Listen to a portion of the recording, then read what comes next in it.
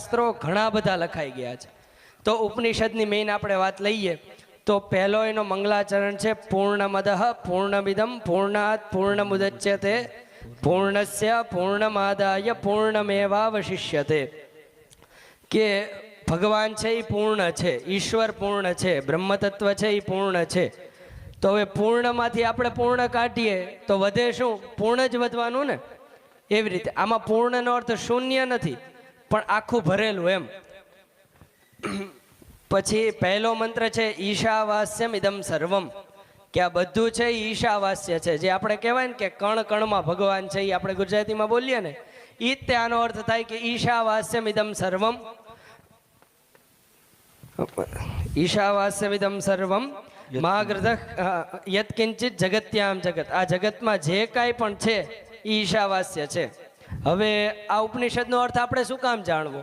હવે જે આગળનું પદ છે ને એ આપણું જીવન બદલી શકે છે. તેન ત્યક્તેન ભુંજીથા, એનો ભોગ કરવો. ના નથી પાડી. કેરી ઉનાળામાં મળે છે, કેરીનો અવશ્ય એનો ભોગ કરવો, એને ખાવી જ તે. ઘણા એમ કે આપણે રસ ન લેવો જોઈએ, જે પોતાની મોક્ષની મહેચ્છા રાખે છે એમની માટે. એમ આપણી માટે પણ છે કે બહુ સારા સારા કપડાં ન પહેરવા જોઈએ. સામાન્ય સફેદ કપડાં પહેરો તો નિવૃત્તિ જેવું લાગે અને આપણે ભગવાનની તરફ ગતિ કરી શકીએ.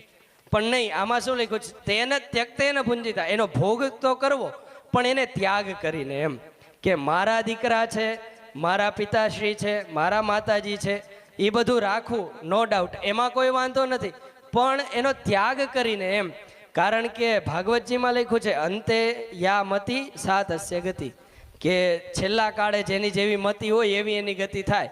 તો હવે બધા તો કાંઈ અજામિલ જેવા હોય નહીં કે છેલ્લે નારાયણ કહે અને નારાયણનું નામ લે ને ભગવાન લઈ જાય. આપણે તો હવે જો એક કેરી હોય બરોબર, એ બહારથી આપણને જોતા બહુ સારી લાગતી હોય, પણ એને જ્યારે આપણે ખોલીએ ત્યારે અંદર ખબર પડે કે આ સડેલી છે કે સારી છે.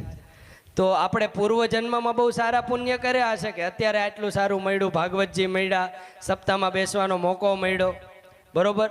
પણ આ જન્મમાં જે કરીએ છીએ બરોબર, તો એનાથી શું એ નક્કી થઈ શકે છે કે આગલા જન્મમાં અથવા તો આપણો આ જન્મે જ મોક્ષ થઈ જશે?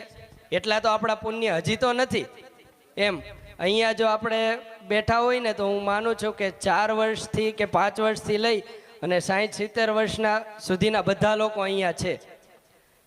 તો પછી હવે આપણે વિચારીએ ને તો ગમે એને પૂછો, એ 60-70 વર્ષના લોકોને તમે પૂછશો ને તો એમ જ થશે જીવનમાં હજી કાંઈ કર્યું નથી.